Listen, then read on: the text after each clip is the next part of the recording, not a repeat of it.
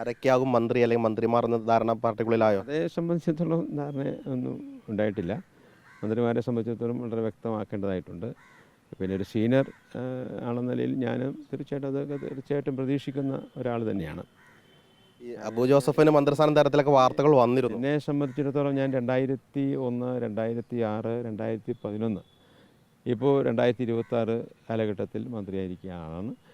തൃശ്ശൂർ ജില്ലയിൽ LDFിൻ്റെതായിട്ടുള്ളൊരു മുൻതൂക്കമാണ് തിരഞ്ഞെടുപ്പ് ഉണ്ടായത്.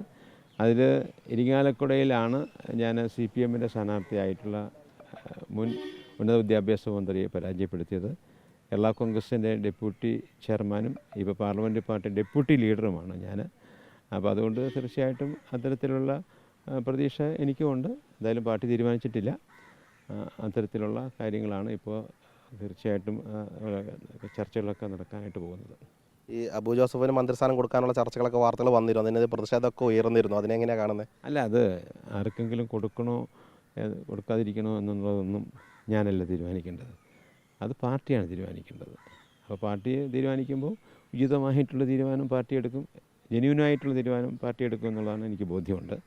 അത് തീർച്ചയായിട്ടും ഈ സീനിയോറിറ്റിയും അതുപോലെ തന്നെ കമ്മ്യൂണിസ്റ്റ് മേഖല എന്ന് തന്നെ പറയാവുന്ന ഒരു മേഖലയായിട്ട് ഇരിങ്ങാലക്കുട എല്ലാവരും കാണുകയാണ്.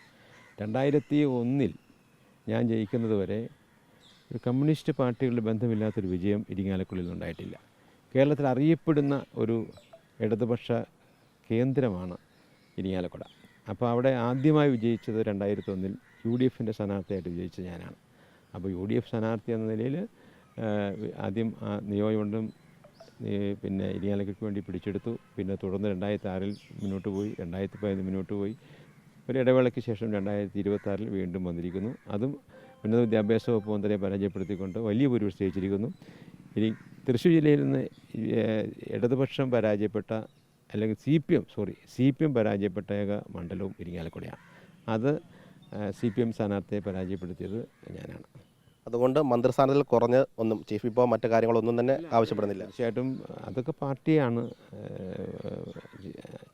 ചീഫ് ഇപ്പോൾ സ്ഥാനം കിട്ടിയാലും തൃപ്തനാകും, അങ്ങനെയാണോ തീരുമാനിക്കേണ്ടത്? എന്തായാലും ആ കാര്യത്തിൽ പാർട്ടി തീരുമാനമെടുക്കട്ടെ. ഞങ്ങളിപ്പോൾ ഈ 2 മന്ത്രിമാർ എന്ന നിലയിൽ ഞങ്ങൾ ഉറച്ചു നിൽക്കുക.